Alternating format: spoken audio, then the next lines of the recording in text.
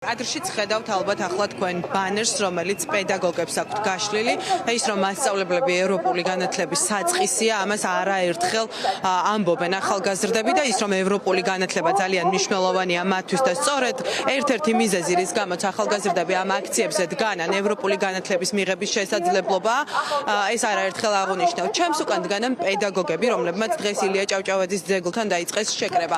Უცნაური იყო მიუხედავად იმისა, რომ ეს ადამიანები ინდივიდუალურად არაერთ აქციაზე ყოველდღიურად ფაქტობრივად ხვდებიან, ასეთი საერთო ხმა 100-ზე მეტი პედაგოგის არ იყო ჩვეული ამბავი, მით უმეტეს ჩვენ ამ ბოლო პერიოდში ძალიან ცუდ პოზიციაში ვხედავთ პედაგოგებს ხელისუფლების წყალობით შეიძლება ითქვას. ეს ადამიანები აქ დგანან და ამბობენ, რომ დამოუკიდებლობა და თავისუფლება ამ ქვეყნისთვის არის შეუცვლელი და სწორედ ამიტომ ისინი იყურებიან მათი მოსწავლეების, ახალგაზრდების თვალებით, დგანან მათ გვერდით და სხვანაირად არ შეუძლიათ. სწორედ ამას გვეუბნებოდნენ დღეს ჩვენი რესპონდენტები, ვინც ამ აქციაზე ამ წუთებშიც დგანან საკონსტიტუციო სასამართლოსთან. მე ახლა ვეცდები, რომ პირდაპირ ეთერში გავესაუბრო სხვადასხვა საგნის პედაგოგებს, აქ დგანან როგორც საჯარო, ასევე კერძო სკოლის პედაგოგები, სხვადასხვა საგნის პედაგოგები, მაღალმთიანი აჭარის სკოლების პედაგოგებიც დგანან და ნამდვილად ამაღელვებელი და უჩვეულო ამბავი არის ჩვენთვისაც ჟურნალისტებისთვის, იმიტომ რომ არ ვართ ჩვეული, ჩვენ პედაგოგების პროტესტ და ასევე საზოგადოებისთვისაც ალბათ დამერწმუნებით. აი ვეცდები, რომ გავესაუბრო ახლა თქვენ თუ შეიძლება რომ გითხრათ, ცოტა ხნის წინ სიტყვით მიმართეთ თანამოქალაქეებს, ქიმიის პედაგოგი ხართ, როგორც ვიცი, რამდენად მნიშვნელოვანია ეს პროცესები, რაც ქუჩაში ხდება და პედაგოგების ქუჩაში დგომა, საპროტესტო აქციებზე დგომა არ არის ჩვეულებრივი ამბავი. რამ გამოიყვანა სხვადასხვა ასაკის, სხვადასხვა საგნის ამდენი პედაგოგი დღეს ქუჩაში? მასწავლებლებს ზოგადად უჭირთ ხოლმე სხვადასხვა აქციებში და მანიფესტაციებში ჩართვა. ეს კიდევ ერთხელ იმის ინდიკატორია, რომ ძალიან რთული ვითარება რახან ბათუმში ამდენი მასწავლებელი გამოვიდა. ჩემი მესიჯი კიდევ ერთხელ გავიმეორებ, რაც იყო გამოსვლის დროს, არის ის, რომ არ შეიძლება თანაგრძნობა იყოს შერჩევითი. თუ წინა რეჟიმის დროს ვიღაც მოქალაქეებს, მათ შორის მეც, საკუთარ გული გვტკიოდა ძალადობაზე, სოლიდარულები ვიყავით ადამიანების მიმართ, რომლებიც წამების მსხვერპლი იყვნენ, ახლა არ შეიძლება ვიყოთ ჩუმად. თანაგრძნობა არის ყოველდღიური და არ შეიძლება კონკრეტულ ადამიანებზე ვრცელდებოდეს. რაც შეეხება ჩემს კოლეგებს, რომლებსაც უჭირთ დღეს გამოსვლა რაღაცის ეშინიათ, მე არ მესმის, როგორ შეიძლება ამ გარემოში რაღაცის გეშინოდეს, როცა დასაკარგი ფაქტობრივად აღარაფერი აღარ გვაქვს. მე მეცნიერებას ვასწავლი და მეცნიერება არ შეიძლება ისწავლებოდეს არა ჯანსაღ, არა თავისუფალ გარემოში. ყველა მასწავლებლებს, ვინც ასწავლის საბუნების ვეტყოლო დისციპლინებს, მეცნიერებას, კარგად უნდა ჰქონდეს გააზრებული, რომ ევროპული ღირებულებების სწავლების ევროპული მოდელი არის ჩვენი საგნებისთვის და მეცნიერებისთვის გადამწყვეტი, რათა ჩვენმა ქვეყანამ მოახერხოს ერთხელ და სამუდამოდ და ჩამოყალიბდეს მეცნიერების განვითარების ჰაბად, იმიტომ რომ ყველა მაღალ განვითარებული ქვეყანა ამ გზას გადიოდა და შეუძლებელია ქვეყანა იყოს განვითარებული მეცნიერების გარეშე, თავისუფლების გარეშე, რომელშიც ეს მეცნიერება ისწავლება და იწარმოება. მადლობა, ალბათ ძალიან ამაყები არიან თქვენი მოსწავლეები, როცა თქვენ აქ ხედავენ, იმიტომ რომ მნიშვნელოვანია ახალგაზრდებისთვის თქვენი გვერდით დგომა. თქვენც რომ გითხრათ, რა საგნის პედაგოგი ბრძანდებით და თქვენი სათქმელი, თქვენს მოსწავლეებთან, თქვენს კოლეგებთან რა არის დღეს აქედან? გამარჯობათ, მოგესალმებით. მე ვარ გერმანული ენის მასწავლებელი და ეს ჩემი პროფესია პირდაპირ კავშირშია ევროპასთან განსაკუთრებით.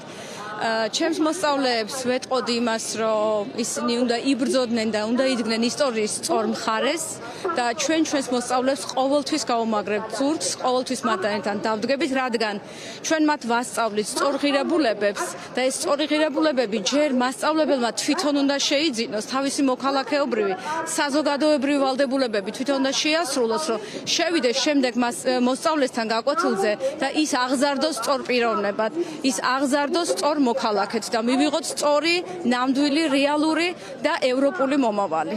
ძალიან დიდი მადლობა. მე ცოტა ხნის წინ ვუსმენდი გამომსვლელ პედაგოგებს, რომლებიც ამბობდნენ, რომ მორალური უფლება არ ექნებათ, თუ აქ არიდგებიან, შევიდნენ საკლასო ოთახებში და ასწავლონ ვაჟა ილია ბარათაშვილი, ქართული ენისა და ლიტერატურის პედაგოგი შუახევის მუნიციპალიტეტიდან, მაღალმთიანი აჭარა, როგორც გითხარით, მაღალმთიანი აჭარის სკოლების პედაგოგებიც დგანან აქ და ეს არ არის ხშირი შემთხვევა კიდევ ერთხელ გაუსვამ ხაზს, ზოგადად პედაგოგები არ ვართ მიჩვეული, რომ ხშირად განან საპროტესტო აქციებზე. რატომ არის დღეს გადამწყვეტი მომენტი და რას ეტყოდით თქვენს მოსწავლეებს, რომლებსაც ალბათ ძალიან უხარიათ, რომ თქვენ ახლა ზურგს უმაგრებთ?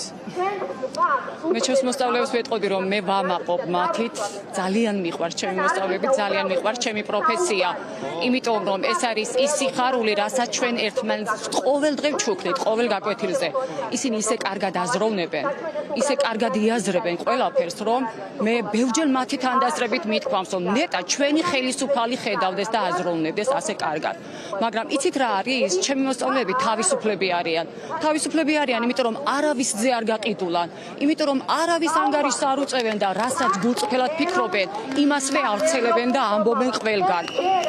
შესაბამისად, არ ვიცი დღეს როგორ შეიძლება ხელისუფალში ერთი ადამიანის მაინც არ გამოჩნდეს, რომ მოვიდეს ხალხთან და უბრალოდ დადგეს, უბრალოდ მოусმინოს.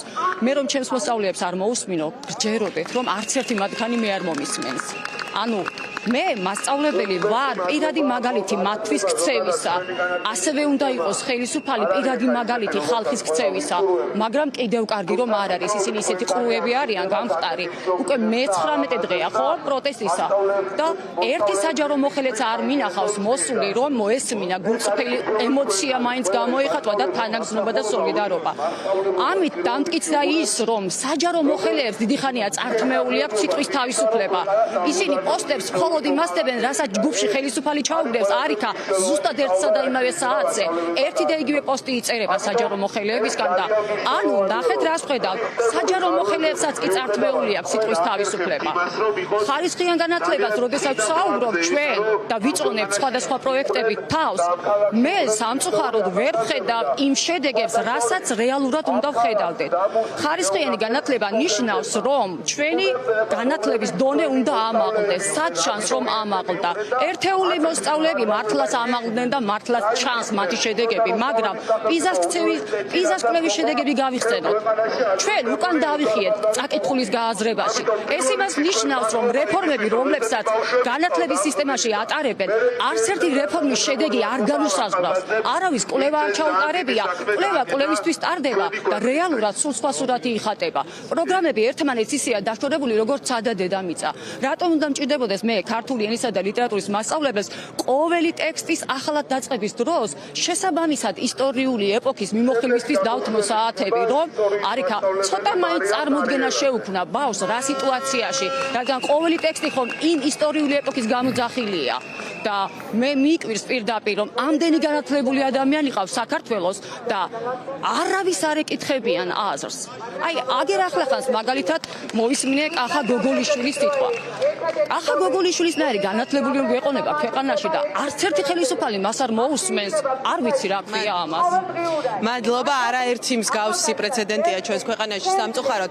თქვენ პედაგოგებს უსმენდით, პედაგოგებს, რომლებიც ქუჩაში საპროტესტო აქციებზე ხშირად არდგანან. შეიძლება ითქვას, რომ ეს უიშვიათესი გამონაკლისია საჯარო სკოლების პედაგოგები, კერძო სკოლების პედაგოგები და ალბათ ძალიან მნიშვნელოვანი ნიშანი უნდა იყოს ხელისუფლებისთვის, იმიტომ რომ ეს ადამიანები ქუჩაში გამოვიდნენ და დგანან თავიანთი მოსწავლეების, თავიანთი სტუდენტების გვერდით.